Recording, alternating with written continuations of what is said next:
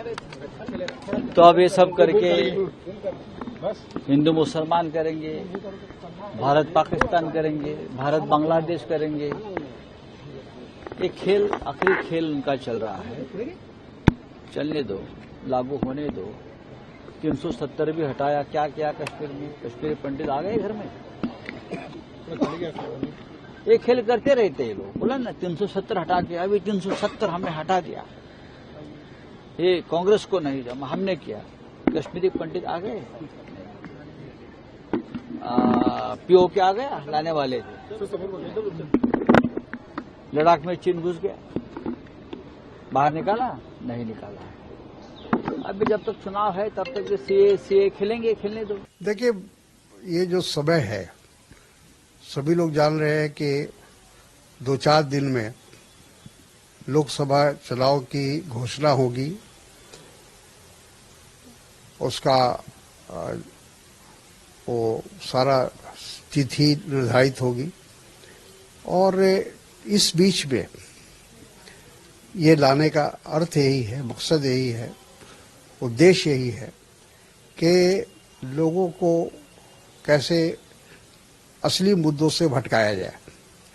अभी जो देश में जो सबसे बड़ा मुद्दा उठकर आया है, वो आया है इलेक्टोरल जो बॉन्ड है और उसके द्वारा जो भ्रष्टाचार भारतीय जनता पार्टी ने किया है वो सामने आ रहा है और ये आज देश का एक सबसे बड़ा मुद्दा बना है।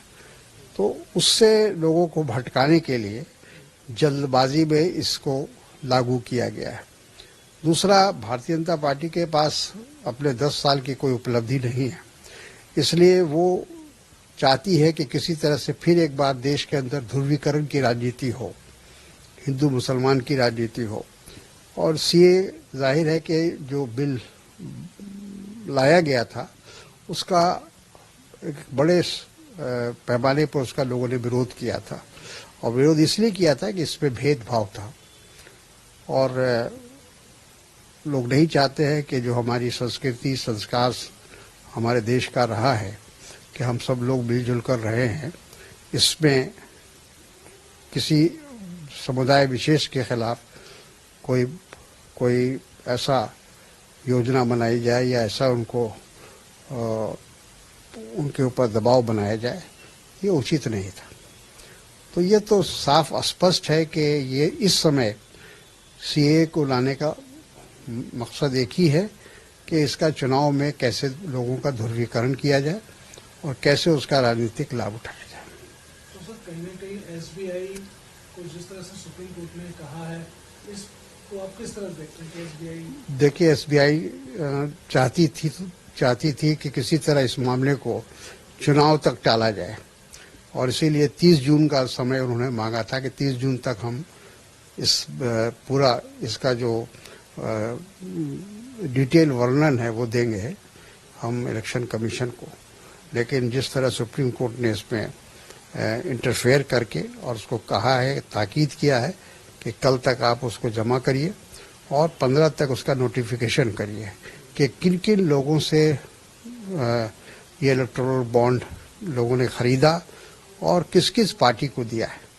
इससे स्पष्ट हो जाएगा कि किस तरह से जो धन्ना सेठ हैं उन्होंने अपने फायदे के लिए इस इलेक्टोरल बॉन्ड का लाभ उठाया और जो काले धन को सफेद करने का जो प्रयास हुआ है इस दौरान में, वो अपने आप में हम समझते हैं कि इस सदी का सबसे बड़ा भ्रष्टाचार हुआ है। तो सर, आखिरी सवाल, आपकी अब अगली रणनीति क्या होगी इन सब चीजों को लेकर जिस तरह से कानून और एसबीआई का सब चल रहा है?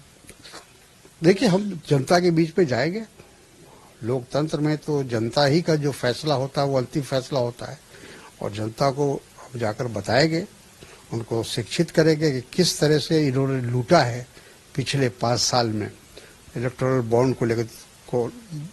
बल्कि 2016 में ये बिल पास हुआ था। 2016 से लेकर अब तक जिस तरह से काले धन का उपयोग किया गया और भारतीय जनता पार्टी ने उसका लाभ उठाया, अपने फायदे के लिए इस बिल को लाया था। अब वो सुप्रीम कोर्ट के निर्णय के बाद, उनके डायरेक्शन के बाद अब ये बात स्पष्ट हो गई है कि इसमें बहुत बड़े पैमाने पर भ्रष्टाचार हुआ है और इसका पूरी इसकी छानबीन होनी चाहिए और जो भी दोषी लोग हैं उनके खिलाफ कार्रवाई होनी चाहिए। केंद्र सरकार ने भी दिया है कि इस कानून के तहत किसी की नागरिकता समाप्त नहीं की जाएगी। जो 3 स्टेट्स के अल्पसंख्यक हैं, जो 2014 से पहले यहाँ के नागरिक हैं, सिर्फ उन्हीं को नागरिकता दी जाएगी।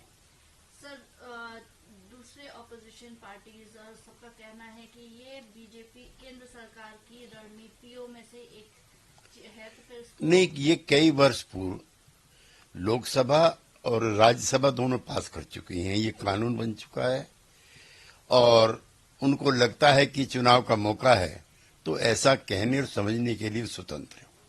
सर, आज सुप्रीम कोर्ट ने एसबीआई की प्ली फिर से खारिज की। उन्होंने 3rd टाइम रिक्वेस्ट किया था इलेक्टोरल बॉन्ड्स को लेकर के, तो आप इस चीज को... हमारी पार्टी पैसे के चुनाव में दुरुपयोग के खिलाफ रही है।